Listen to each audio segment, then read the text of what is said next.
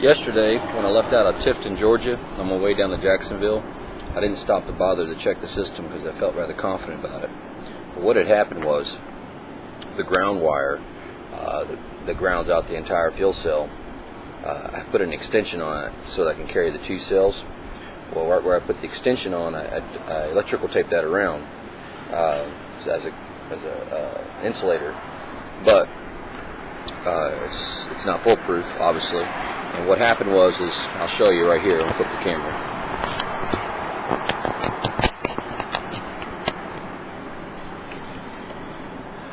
The wire is here. You can see the electrical tape there, and there's the bolt that goes through that connects this wire and the main ground. Well, that was hanging down on that lower fuel cell down here. It was actually making contact with the positive side, and not good when you short out your positive. And basically it burnt the inline fuse and welded that out. So for about 200 miles of that trip, of a 600-mile trip, I basically ran with no production on the fuel cell. So I got back here this morning to Perry and I gassed it back up, and I realized my mileage had dropped to 6.54 miles per gallon, which is still good. But I also want to show you something here. Even though I ran 200 miles yesterday, 400 was with the fuel cells running, 200 was without. But look at the dryer. Okay, it was a hot day. This is the gas going out of the dryer. See how clear that hose is? See how clear that hose is? And here's the chemical in the dryer itself, and then the aerators in there, the plugs.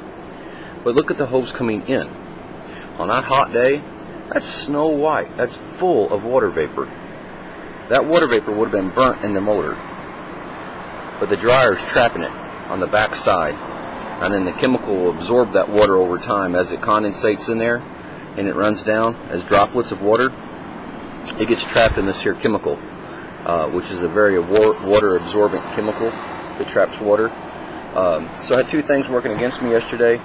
1/3 of the trip I didn't have a fuel cell running, unbeknownst to me.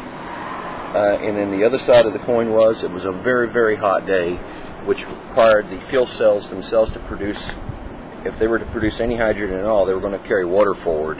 So the dryer proved to be very effective, as you can see there, the results. And the inline fuse proved to work as well. Having been said that, 6.54 miles per gallon, not bad, considering the circumstances that I was running under and the fact that it was even off for 1/3 of the leg. I imagine my fuel mileage would still stayed up around 7.3, 7.5 had it not. I got no indications otherwise telling me that it wouldn't. So everything, even though it was a bad report of 6.54, that's still better than what the truck was getting before the fuel cells. And we'll flip the camera around.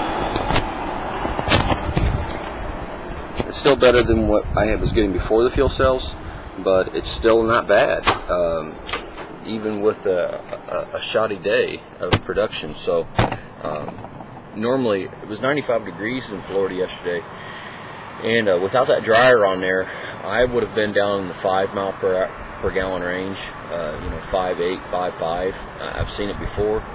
So to stay up, at 6.5, yeah, and it was more likely it was higher than that, because I had to recoup 1/3 of my trip.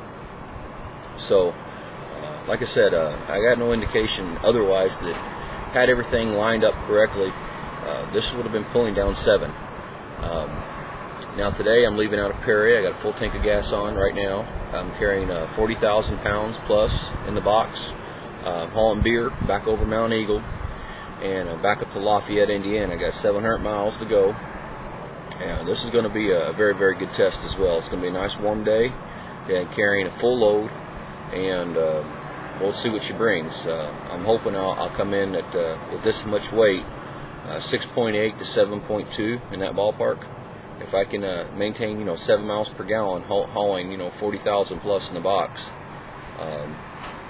I don't know what else to do other than upgrade my stainless steel and see how that works. But as far as making hydrogen production work in a big rig, yeah, I'm getting 20 to 25% increase in my fuel mileage, and I'm getting it over a sustained course of running and a very high consistency level.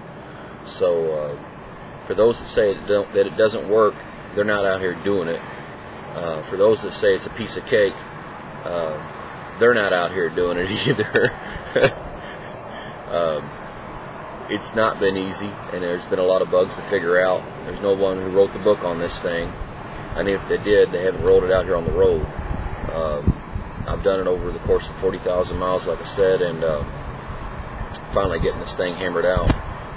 The benefits are for all, but it's been real exciting. So I'm going to let you go. I'm going to get them back to Lafayette, see what I get, and like I said, I'm hoping I can pull down about 7.